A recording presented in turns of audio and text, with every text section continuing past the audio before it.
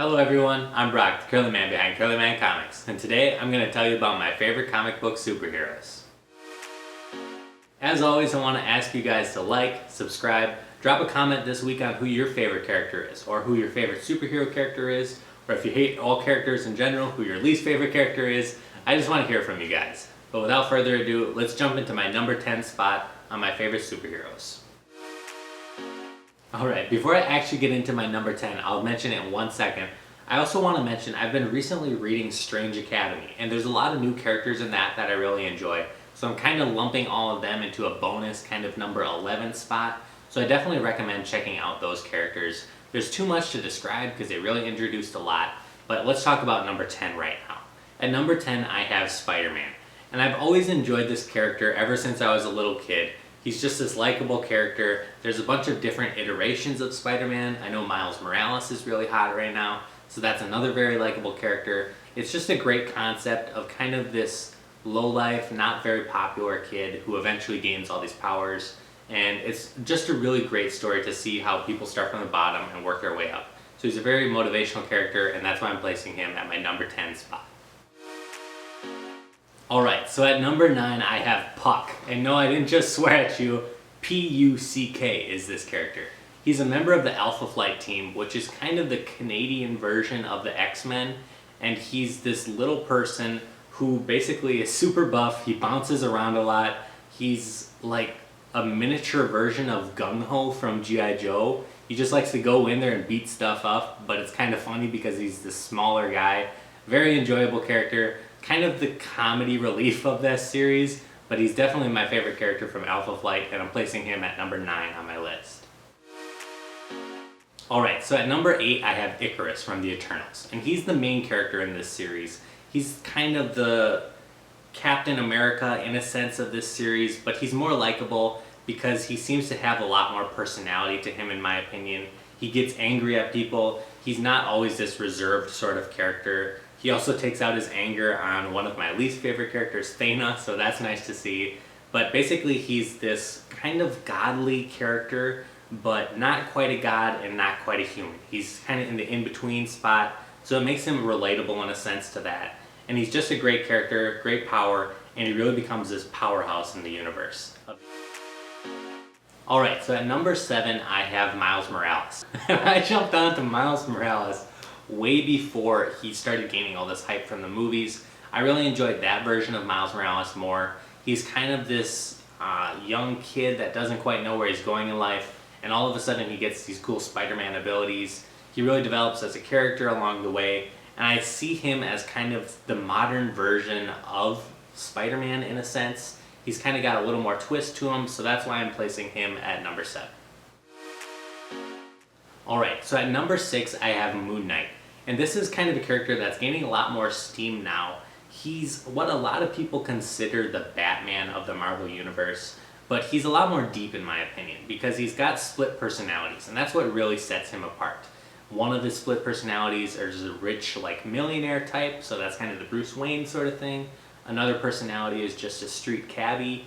There's another personality where he's like a military, kind of ruthless person.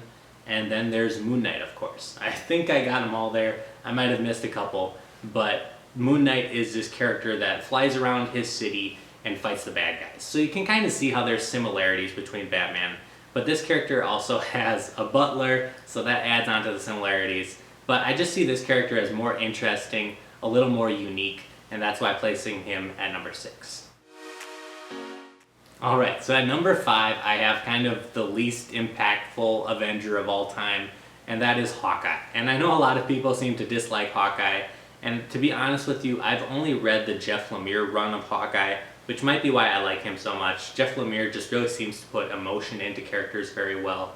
But Hawkeye is just kind of this character that doesn't seem like he quite belongs. Maybe that's why I enjoy him so much. He doesn't have any superpowers. He's just really good at archery. He's really good at shooting bow, and that's what he does. So maybe that's why I like him so much. It's just the simplicity of him, but the in-depthness of his emotional character, and that's why I'm placing him at number 5. Alright, so at number 4 I have Thor, and this is another character where I've really only read one writer's adaptation of this character, and that's Donny Cates. And his latest run of Thor is really making this character someone that appeals to me. In the past, I really hated how Thor was worded. I couldn't stand reading his speech bubbles, how they're this kind of old English sort of mix. I wasn't a fan of it, but I like him now. And he's starting to gain more human abilities in a sense. He's starting to lose his power with his hammer, and he's becoming a more likable character in my opinion. He's also got all these godly powers, but he seems to really care about the little guy, as he's kind of in a way becoming the little guy in a sense. So that's why I really enjoy this character. I also love him in the movies, how he's just kind of portrayed as this dumb, fun-loving guy. I really enjoyed Thor Ragnarok, so that's why I'm placing Thor at number 4. Alright, so at number 3 I have Daredevil. And Daredevil kind of seems to be this superhero that's always put on the back burner. He's had a TV show that was canceled, he's had a pretty poorly done movie, but there hasn't been much going on with him recently. But why I enjoy this character is he's just very unique. He's a blind character, he's a lawyer as well, he has best friends with Foggy Nelson and his other kind of lawyer accomplices. He's got a good rogues gallery, and he's just a likable character. There's nothing really about him that's macho and bravado. He's kind of this smaller class character, he's taking care of his streets, cleaning up what he can, and he's just a likable character in the fact that he's small, he's very humble, and that's why I enjoy him. At number 2, I have Invincible. And for the longest time, I haven't really been a huge fan of the superhero genre. So Invincible is kind of in a way how I got into superheroes. It's Image's take on a superhero, so it's unique in that way.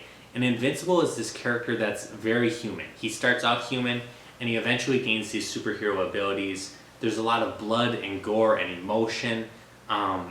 He was sexually assaulted in one of the issues of this story. So he's just a very relatable character in a sense. He's not on this top tier of superheroes. He seems to be a human person with a lot of personality that gains these powers. He's got a girlfriend that he sticks with throughout the entire series. He's got best friends that he's loyal to. He's also a family man. He's got a child that he loves. He's just this very lovable character that's also had dark things happen to him, but he always manages to persevere and stay humble in his roots. So that's why I really enjoy Invincible. Alright, so at number 1 I have Circe, and this is a character that I've recently come upon. She's in the Eternals, she's one of the higher ranking Eternals in a sense, but she's not like the other Eternals. All the other Eternals kind of have this serious vibe to them. They're always focused on protecting the world, saving humanity, and she just likes to have a fun time. She likes to throw parties, she likes to play gags on other people. She becomes like best friends in a way with these people that are kind of lowlifes in society. There's a doctor who's kind of like a dork in real life, and that later becomes her lover. There's also a guy that jumped off a building. His name is Dave. I mentioned him in a past video. Very likable character, but she saves this character, and she kind of helps show this character why he should live, what's his reason for living. So she's the most human out of all of the Eternals, and in a sense she's almost more human than a lot of humans out there. That's why I really enjoy her. And she just has this fun, loving personality where she likes to do what she wants, but she's also very powerful. She can manipulate matter in any sense that she wants. So I'm placing her at number 1. She's a new find, and I really enjoy her. I definitely recommend checking out the second run of Eternals especially. That's where she really starts to develop more as a character, gets a little more of that personality built out. So if you haven't heard of Circe, or if you haven't read any of Circe, please check her out. But as always, I'm Brock, the curly man behind Curly Man's Comics, signing off.